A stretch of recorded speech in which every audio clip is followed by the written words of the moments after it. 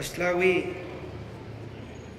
Tlanextili, Toniwan, Tlacami, Huancihuame, y Pagin Tonali, Nimocetlalique, Nicpagin, Hueyicahli, y Toca México, Tenochtitlan. Buenos días, hermanos, hermanas, compañeros, compañeras, que hoy nos hemos reunido en esta gran ciudad de México, Tenochtitlan. Primero, reconocer la organización por esta iniciativa que han emprendido conjuntamente la Honorable Cámara de Diputados a través de la Comisión de Estudios Sociales y de Opinión Pública que atinadamente preside nuestro compañero diputado guerrerense además Sebastián de la Rosa, y que también atinadamente es dirigido este centro de estudios por el maestro Rafael Arestegui, con una importante asesoría a través del compañero Julio Moguel. Y desde luego a la Comisión Nacional la Comisión para el Diálogo con los Pueblos Indígenas, bajo la responsabilidad del arquitecto Jaime Martínez Veloz, y con la coadyuvancia que algunos legisladores hemos hecho para hacer posible que podamos hoy darnos cita en este lugar histórico, simbólico de nuestra ciudad, el Museo de la Ciudad de México, y que tenemos que agradecer infinitamente al gobierno de la ciudad por su hospitalidad, su solidaridad y el acompañamiento siempre que ha dado hacia los pueblos indígenas en esta gran ciudad que se identifica por un gran mosaico cultural y que justamente una de estas la aportan la gran diversidad de pueblos y comunidades indígenas originarios, migrantes, radicados que hemos encontrado en nuestra casa, en esta gran ciudad.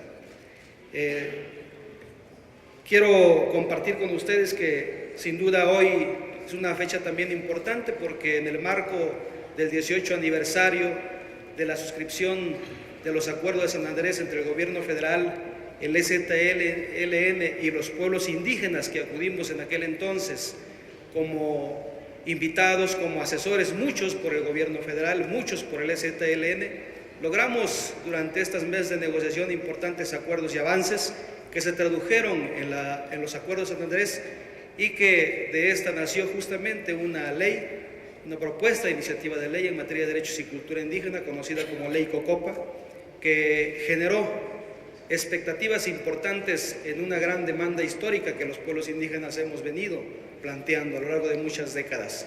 Una lucha de los pueblos indígenas que se da desde los años 40, 50, con los maestros de educación indígena que se organizaron desde aquellos entonces. Posteriormente, diría yo, un levantamiento pacífico de los pueblos indígenas que en el marco de los pretendidos festejos de los gobiernos iberoamericanos que querían hacer de aquel 12 de octubre de 1992 para conmemorar los 500 años, decían, del encuentro de dos mundos, otros decían del encuentro de dos culturas, otros decían del encuentro de dos civilizaciones. Los pueblos indígenas alzamos la voz y nos levantamos pacíficamente, y en el marco de la campaña continental 500 años de resistencia indígena negra y popular, porque desde aquel entonces venimos coincidiendo con los hermanos afromexicanos, nos levantamos y dijimos que los pueblos indígenas no teníamos nada que festejar, que eran tiempos de dignidad y de resistencia, que a más de 500 años los pueblos indígenas seguíamos vivos, los pueblos indígenas seguíamos presentes, los pueblos indígenas seguíamos fortalecidos y teníamos que renacer con mucha fuerza más para reclamarle a este Estado-Nación y a los demás Estados nacionales que los pueblos indígenas seguíamos presentes y contribuíamos a la riqueza y a la gran diversidad cultural de las naciones, como es el caso de nuestro país. Se ha escuchado aquí las opiniones de todos y cada uno de ustedes, que son sin duda alguna conocedores a fondo de la problemática indígena. Yo quiero expresarles a ustedes que si en México existen municipios y comunidades que, como los michoacanos de Cherán y Calzoncin, hoy por hoy se han convertido en acérrimos defensores de sus derechos, esto no ha sido porque no tengan otra cosa que hacer, tampoco porque de pronto se les haya ocurrido subirse a un carro que les ofrezca mejores condiciones, tanto políticas como económicas. Si la CRAC en el estado de Guerrero ha estado labrando desde hace más de 18 años una inscripción sustantiva en las tareas vitales de la vida regional, no es porque ellos los divierta o porque no tengan nada que hacer.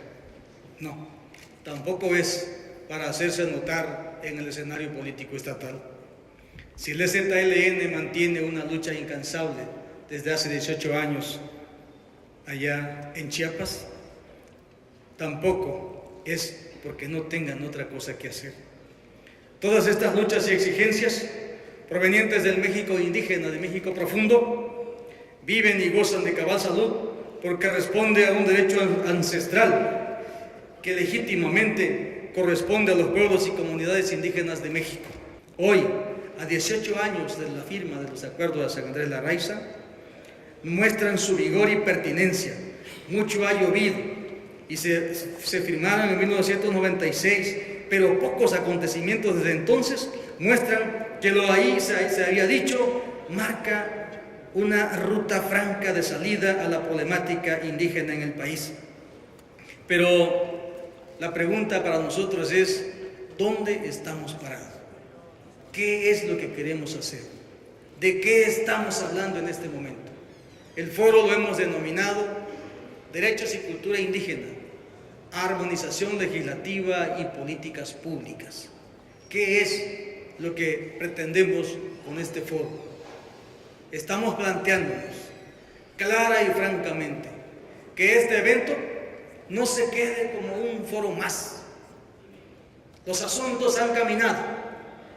Los temas se han analizado, los diagnósticos existen, las conclusiones ahí están, las recomendaciones de la ONU son precisas, son muy claras.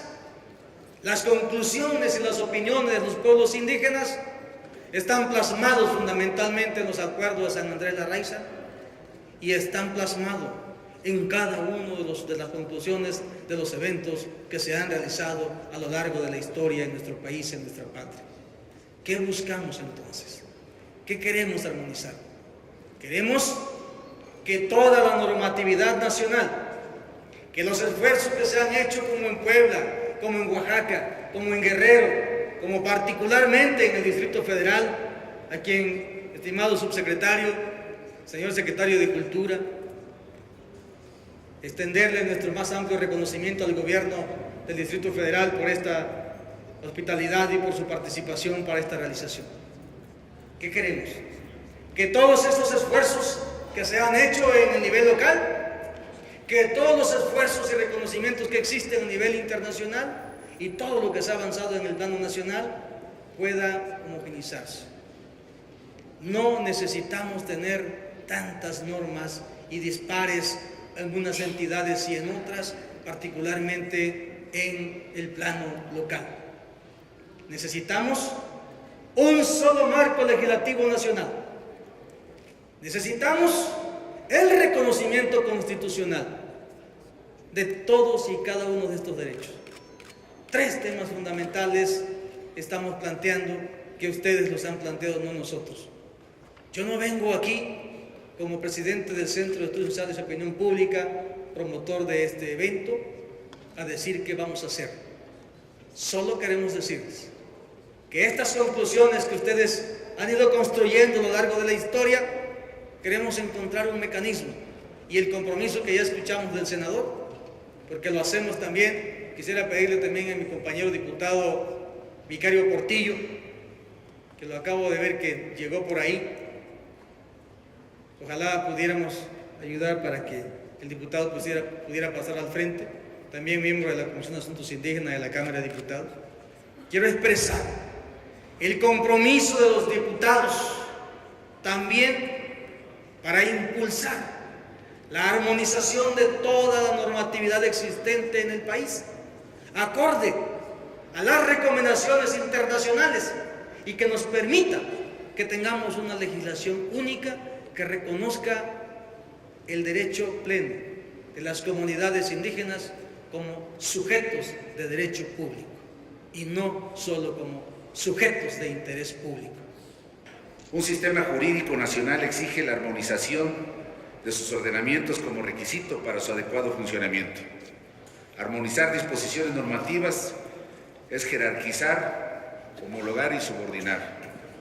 Pero cuando un Estado reconoce que es pluricultural, que se sustenta en sus pueblos originarios y que estos, los pueblos indígenas, son entidades de interés público con libre determinación y autonomía que debe establecer la legislación local, es decir, las leyes de las entidades federativas, la armonización ya no es tan simple. La armonización legislativa debe convertirse entonces en un ejercicio plural, democrático y transversal. Debe satisfacer los principios fundamentales contenidos en la Constitución Federal y también de lo dispuesto por el Convenio 169 de la Organización Internacional del Trabajo. Pero sobre todo, con la indispensable participación de los pueblos indígenas, no solo para validar políticas ya definidas, sino para determinar, dirigir y vigilar. Por eso esta mañana participamos con gusto en este foro de armonización legislativa de los derechos indígenas. Agradeciendo su atención, les damos la bienvenida a este foro que representa un paso más hacia un México del que nos sentimos orgullosos, pluricultural en sus raíces y unido dentro de su riqueza y diversidad cultural.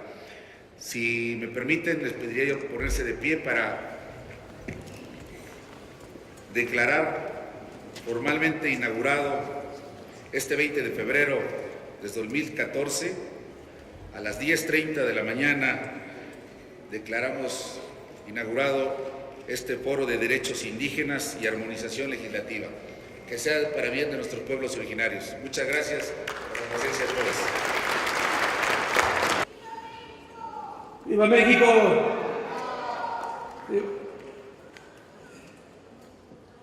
Siendo las 20:05 del día 26 de febrero del año 2014, con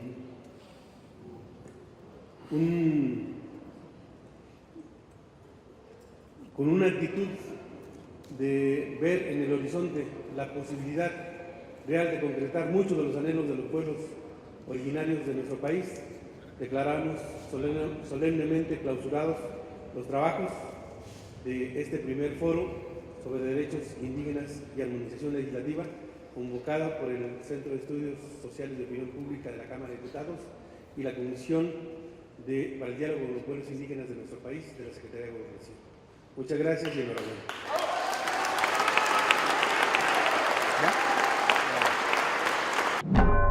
Modernizar sin privatizar. Defendamos Pemex, el petróleo es nuestro. Conoce la propuesta y síguenos en nuestras redes sociales. Infórmate.